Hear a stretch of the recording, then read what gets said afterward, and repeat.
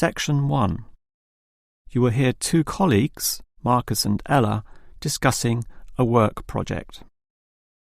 First, you have some time to look at questions 1 to 5.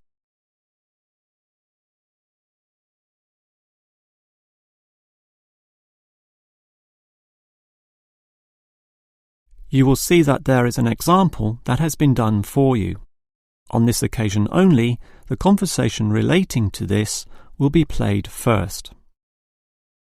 Okay, Ella, as you know, the deadline for this project is the end of the month, so we'd better plan it well.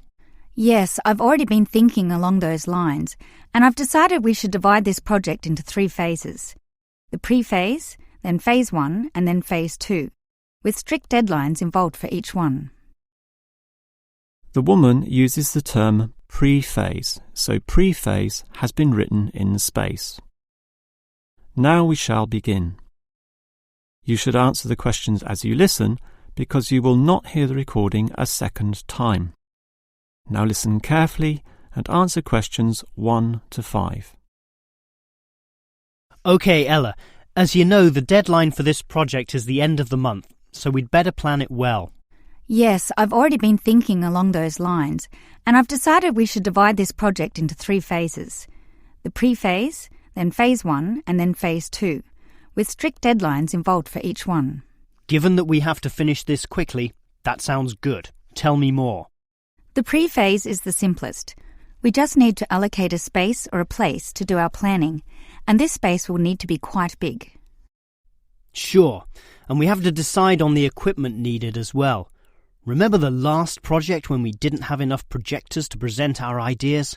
We lost lots of time there. Yes, that was a bad start. That's why, after the pre-phase is finished, I've allocated a mere 3 days for phase 1. That will involve drawing the plans. We'll need Jenna to help us. And Marco. Yes, but not Susan. Susan is just far too busy to participate, as much as I'd like her in the team. Let's just take Fred instead. He'll do. Sure, Fred's not as experienced as Greg, but I agree he'll do fine for this job. Then it's straight into phase 2. Collecting, collating, analysing and preparing the final report. Can we do that in 5 days? I think that's optimistic, which is why I scheduled 6. That's almost a week. Do we have that much time? We do, and with the right people, 6 days should see the job done. Who are the people for this phase? Arthur and Rob, right? No, Arthur's got other things to do, and Rob's on leave, so Mike alone will be the main man on this part. He's done it before, so it should be fine. But he may need some help with the smaller tasks, someone who is good with detail and procedures. Peter's not free at the moment, so I can arrange Leo to chip in some time and advice. Leo's very useful, particularly under pressure. And that's everything sorted. Well done, Ella. This report should certainly be ready in time.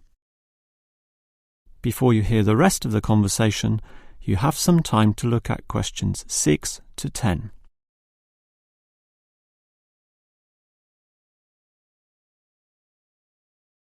Now listen and answer questions 6 to 10. Okay, Ella, you've done a good job with the basic time frame of this project, but what about specifics? What sort of specifics? Well, things like information gathering. Are we going to use questionnaires like we did last time? I was thinking of using the internet to ask people to give their views, but you often get such silly responses when you do that. I'm of the view that the best way to find out things is to ask people directly, so that's what we'll do. Okay, but that will take longer. We'll probably even have to do some of the work at home. No, I don't think so, as long as we stay back at work for some after-hours meetings. Well, that's better than coming in early. No one functions well in the morning. Also, the final report will need at least 2 appendices. Not only that, we'll have to attach a small booklet to the end, containing printouts of the relevant parts from all the foreign websites we accessed. That will take even more time. Are you sure we can meet this deadline? Yep, I've worked it all out, and I'm confident we can do it. Phase 1 should be finished by the 5th, leaving Phase 2 to begin about the 8th or 9th. Now, there's a public holiday on the 10th, meaning that everything should be able to be submitted on the 15th. And after that, we can relax and celebrate on the 25th when the design division gives us approval to go ahead. Ha! You're assuming that the design division will approve this, and that's not guaranteed at all. Oh, come on, Marcus, be positive. You know this should be approved. In fact, I'm even planning the celebration when this is all over. Oh yeah? What's on the agenda then? Well, we definitely don't want to party in the office, do we? We want to get away from this place, and we're all too busy with our own lives and families to find a mutual time free for a dinner party. So I thought we'd just buy some nice expensive gifts for everyone who participated. We can just give these to the people here in the office. That sounds fine to me, but make sure they're not too expensive. The budget department will never approve the cost. Don't worry, I know how much I can get away with. All right, I'll leave that with you. That is the end of section 1. You now have half a minute to check your answers.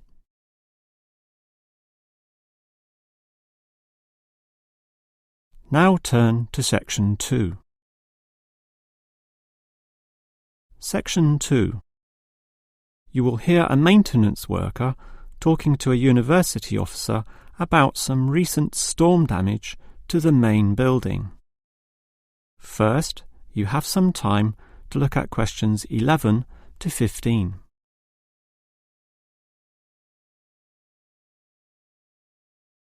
Now listen carefully and answer questions 11 to 15. Hello there. I was asked to tell you about the extent of the damage to the main building caused by the recent storm. Oh, that's right. I take it that most of the damage is just to the main building? It is indeed, since the building is so old. However, luckily, the damage is minor, and all of it can be fixed in one day, given that we have 5 people in our team. What will you be doing first? I understand you start at 8 in the morning. That's right, and we were going to remove the fallen tree, but we've been told there are exams that morning, and I'm sure the sound of those saws and other heavy equipment will disturb all the students.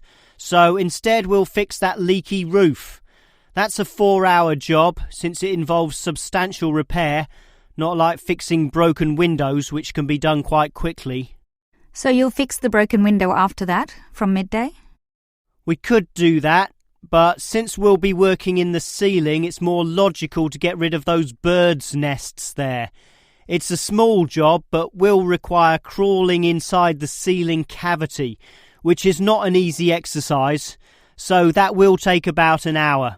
But this is good, since by that time the exams should be over, and we can address that tree which has been blown over, after our 1-hour lunch break, of course. It will be quite noisy dealing with that, but it will be finished by 3 o'clock.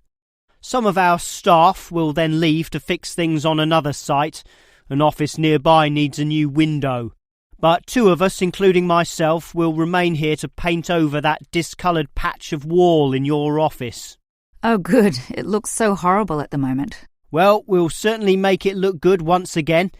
And in the last hour of our working day, we'll fix up that problem with the wiring. Apparently the power doesn't go to one of the classrooms. Probably some water has gotten into the fuse box, so we'll just change a few wires and clean up the moisture, and it should be fine. Before you hear the rest of the talk, you have some time to look at questions 16 to 20.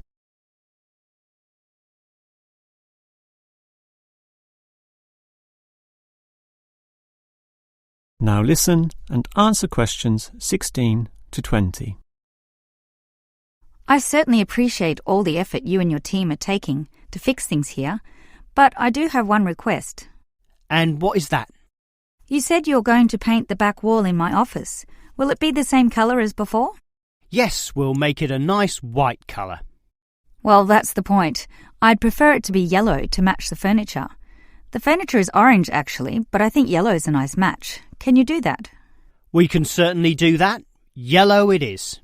Certainly a prettier colour than just plain white, or the blue in my kitchen at home for that matter.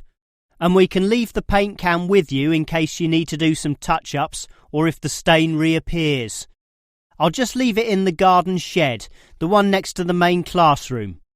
And incidentally, about those birds in the ceiling, I was just investigating and I heard the chirping of little baby birds in there, so there must be some young ones in a nest. I just thought you'd like to know that we can give them to a wildlife reserve. There's one in the next suburb, so that should not be too much trouble. Or you could give them to one of our teachers. I have a colleague who can raise them.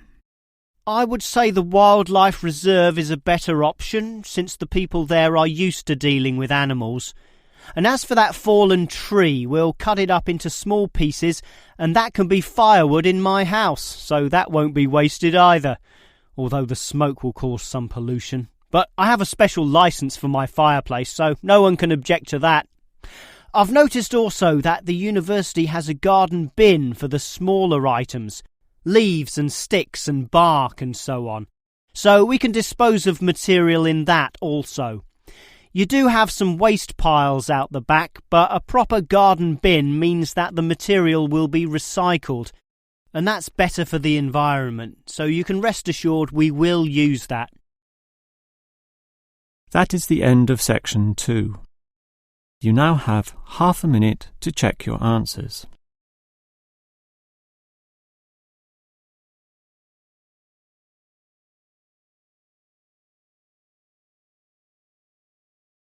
Now turn to section 3.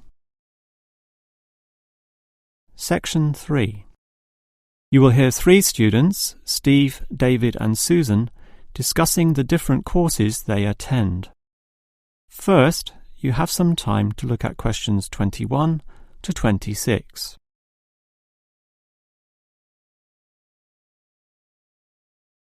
Now listen carefully and answer questions 21 to 26.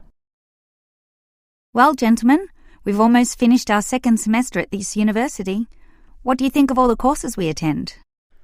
On the whole, I'd say they're quite good, apart from social history, which I find to be a little too inexact. Yes, the lecturer's style is also very, very dull. I certainly agree with you there, although I would say that the textbook is more interesting. Welfare State. The subtitle says, An Examination of Social Development in the 20th Century. Yes, Welfare State is a good book, but look how many pages it has. 458! I agree. It's just too long to be easily read. Far too long, although it's certainly well written in parts. Yes, and if you compare it to the textbook for cultural studies, what's it called? Inner Views, I think. No, that's the book for media studies, and we finished that subject last semester. The book you're thinking of is In Perspective. Oh, sorry, you're right. In Perspective. And the subtitle says, A Comparison of Social Groups. Somewhat interesting, wouldn't you say? Well, mildly so, as is the subject, dealing as it does with such a wide variety of issues. But the book itself certainly oversimplifies a very complex subject. I agree. I also got annoyed at its constant oversimplification. Life is more complicated than what it suggests. Yes, but what you call oversimplifying may well be considered clarifying. Look at this other textbook, Government in Action. Some may say that it also oversimplifies, but it must do so in order to present a coherent picture of an equally complex subject. Government in Action? Which subject? It's the textbook for political theory. Oh, I hate politics. That's why I don't like the active leadership subject either. And most of the stuff in that political theory textbook is based on the American system. You see, it's written by Americans, so it's not even relevant to us here. I'd agree with you there. It's not relevant to us at all, since our government uses the Westminster system. Yes, I suppose that is a problem. Before you hear the rest of the conversation, you have some time to look at questions 27 to 30.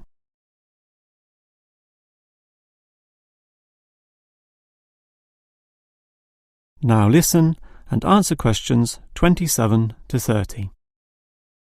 Well, it seems we all have certain criticisms about the textbooks we're using, but at the same time we all like some elements, at least, of the subjects we're studying. What's your favourite subject, David? I'm not sure. I like political theory, but... Cultural studies is by far the best, even better than political theory, which I also like, but just not as much. Why do you say that, Steve?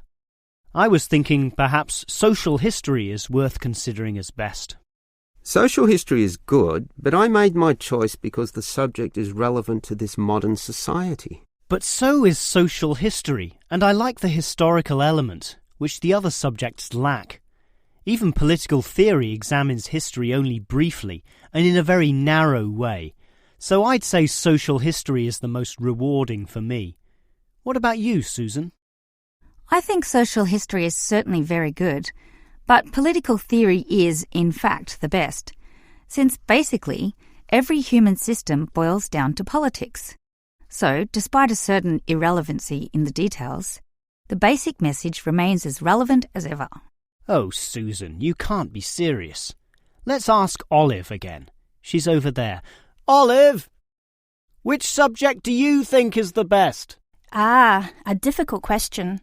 I'm very interested in culture, so cultural studies is certainly my cup of tea. But I'm politically active also, and hope to pursue this as a career. So political theory would be the one I'd pick. I don't believe it. Even with that irrelevant textbook? Don't listen to him, Olive. You have a right to your own opinion. That is the end of section 3. You now have half a minute to check your answers.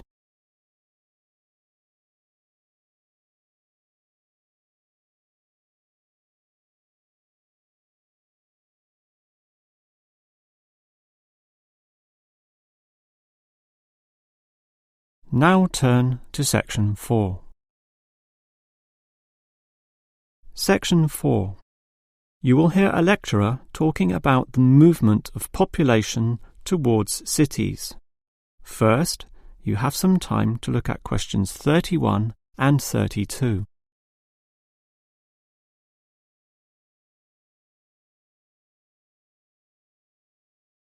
Now listen carefully and answer questions 31 and 32. If you consider the farms of old, the type your father or grandfather grew up on, they were small and labour-intensive, requiring lots of workers. In addition, they often had a diversity of products, be that animal or vegetable, say cows and sheep, or oranges and lemons, with some peaches and a few chickens on the side for the production of eggs. The many workers involved raised their families who needed products and support services, such as medical clinics and schools, so the small country towns had mercantile activity, storefronts and community participation with all ages present and a distinct town culture.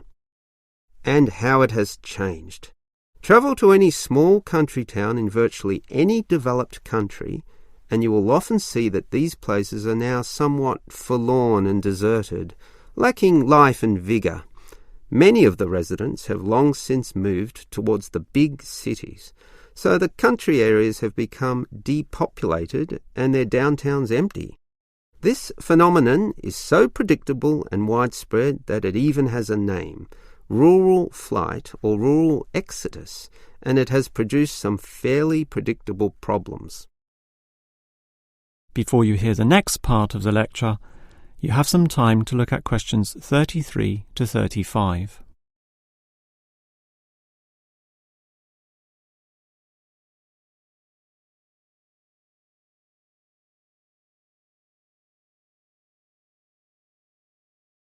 Now listen and answer questions 33 to 35.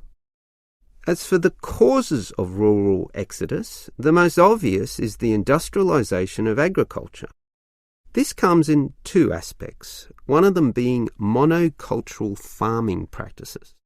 What this means is that it is now more efficient to have one product and focus on its needs almost exclusively.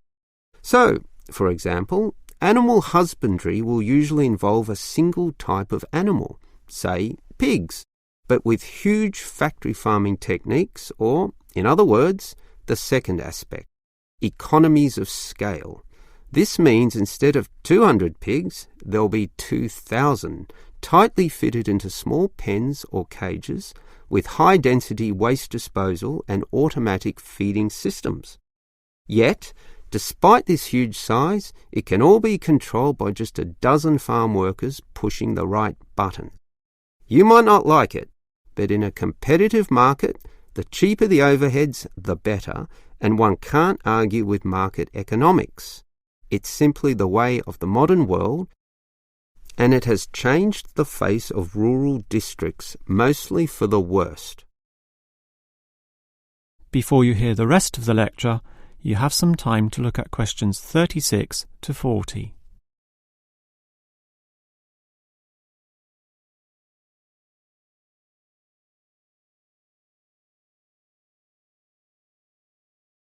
Now listen and answer questions 36 to 40. We can talk at length about the problem of rural exodus, but what about solutions? Well, there is certainly some cause for hope, since many are now feeling the negatives of increasing urbanisation, negatives which the countryside generally does not have. Thus, tourism, for example, is certainly one avenue of revenue and revitalisation.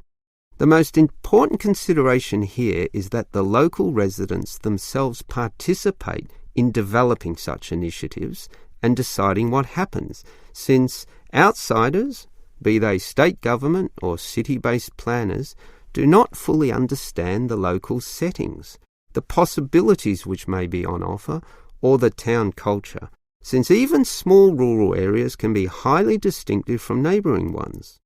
For example, the Daylesford area has developed a tourist industry based on the natural springs there, putting forward the angle that this water is relaxing and revitalising for the health.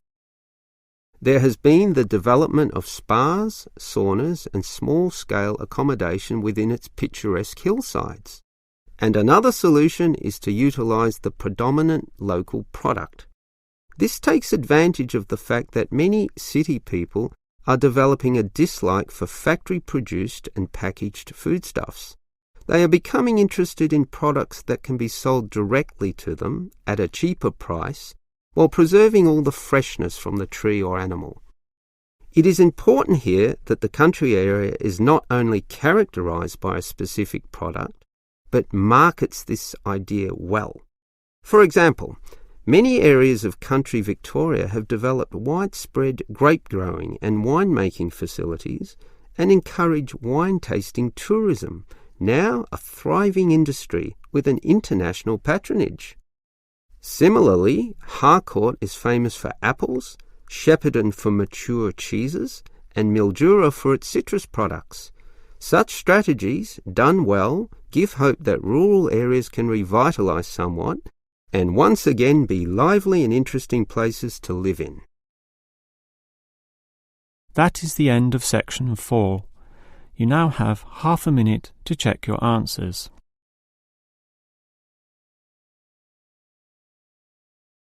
That is the end of the listening test. In the real IELTS test, you would now have 10 minutes to transfer your answers to the answer sheet.